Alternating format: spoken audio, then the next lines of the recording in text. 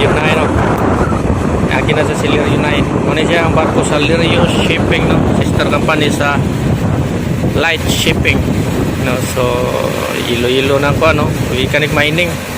Ay isa ka bukdam truck no. Sige naman siya kagagi.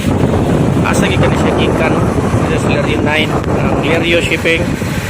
So ang ilang kumpanya ni na dapit sa may Carita. Tapos may MG Quinco Light Ferry Building no.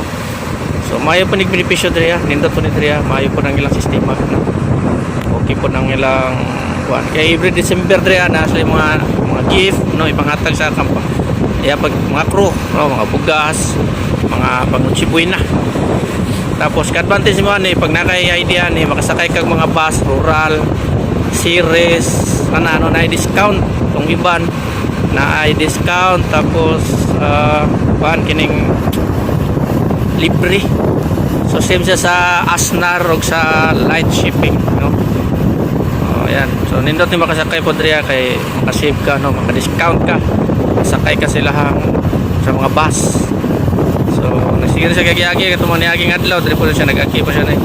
Karga isa ka dump truck niya. Ang dump truck may karga balas na isa ka buok. So asa ka nigikan albuira guro ni. No, so sa kay kuha na dito, mag-repair ba kanina may tingguan. So wala lang itong kuha na ni tingguan. No, res tingguan ni outbound sa GMC. Sa may Luok, Mandawi, sa may tingguan. No. Tapos may scrapan ba. Di anas lang magtungguan kaya di mamisaw na.